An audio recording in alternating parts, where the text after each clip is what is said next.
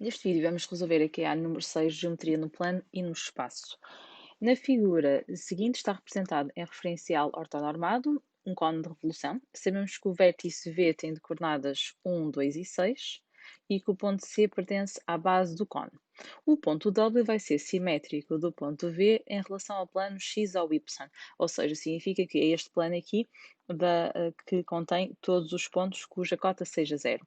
Ao fazermos a simetria, significa que este ponto V passaria para baixo, ou seja, ia dar-nos aqui o nosso W de coordenadas 1, 2 e menos 6, aqui com cota simétrica.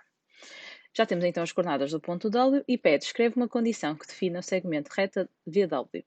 Reparem que se fosse para definir a reta, nós podíamos dizer que podemos definir utilizando o conceito de interseção de planos, ou seja, dizer que ambos os pontos estão no x igual a 1 e no y igual a 2, e cuja cota varia apenas entre o menos 6 e o 6. Portanto, esta era uma das maneiras de definir a equação do segmento de reta.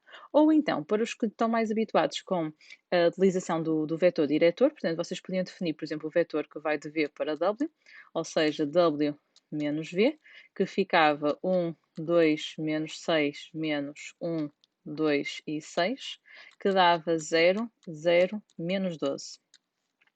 E depois, para definirmos o vetor, o segmento reta VW, nós vamos começar, podemos utilizar a equação vetorial da reta, escolher um dos pontos, pode ser, por exemplo, o ponto 1, 2, 6, mais k, e colocamos aqui o vetor. Agora, o que acontece é que o k já não pode pertencer a R, porque senão tínhamos a reta VW, e o que nós vamos ter que pensar é, então, que valores tem que assumir o k de forma a que o segmento reta comece num ponto e termine no outro. Então, se eu atribuir o k igual a zero, vai-me desaparecer esta parte aqui e vou ficar com o ponto V. Se eu fizer o k igual a 1, a soma destes dois vai mudar o W. Então, eu posso dizer que o k aqui tinha que variar entre 0 e 1. Então, temos o nosso segmento reta definido. No exercício 2, dizia, na figura seguinte está representada uma pirâmide quadrangular regular, cuja base está contida no plano x ou y.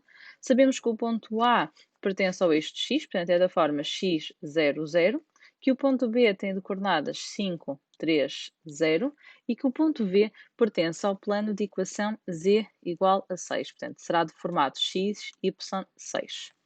Temos a equação do plano ADV e pede para determinar o volume da pirâmide. Ora bem, eu para determinar o volume da pirâmide vou ter que fazer a área da base e aqui nós vamos ter que descobrir as coordenadas do ponto A, portanto podemos começar por aí, porque o ponto A pertence ao plano ADV. Logo, ao substituirmos, fica 6x mais 0 menos 0 é igual a 24, e então chegávamos a que x era igual a 4. Portanto, as coordenadas do ponto A são 4, 0, 0. Sendo assim, uma vez que a base é um quadrado, então podemos utilizar a distância entre os pontos A e B para descobrir o lado do quadrado. Ok, então sendo assim, vamos utilizar a distância entre os dois pontos e fica 4 menos 5 ao quadrado, mais 0 menos 3 ao quadrado, mais 0 menos 0 ao quadrado, ou seja, vai nos dar 1 mais 9 mais 0, ou seja, vamos ficar aqui com raiz quadrada de 10. Portanto, a área da base ficava raiz de 10 ao quadrado, lado ao quadrado, portanto, e dá-nos igual a 10.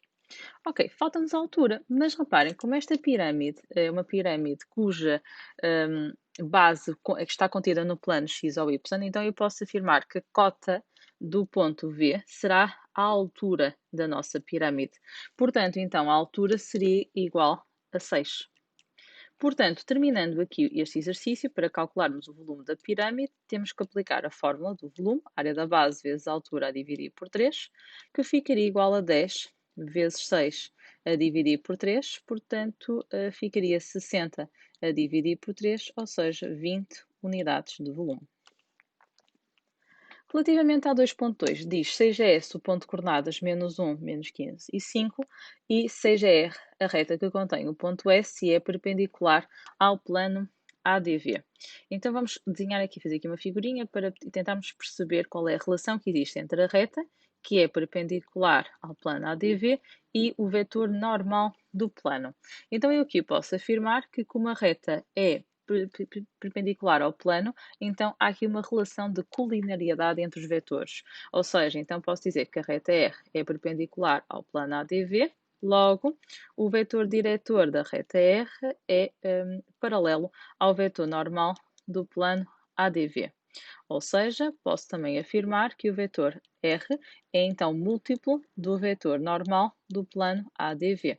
Desde que esse múltiplo não seja, ou seja, desde que o K não seja zero.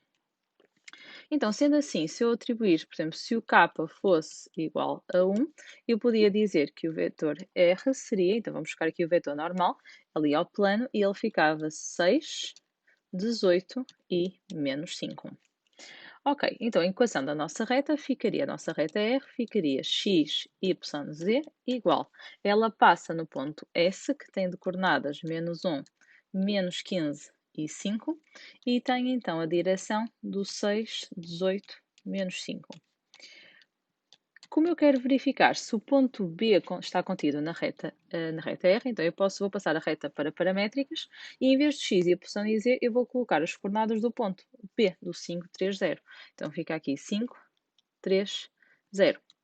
E agora aqui ficava menos 1 mais 6k, menos 15 mais 18k, 5 menos 5k. Portanto, e nós vamos tentar perceber se o valor de k seria sempre o mesmo.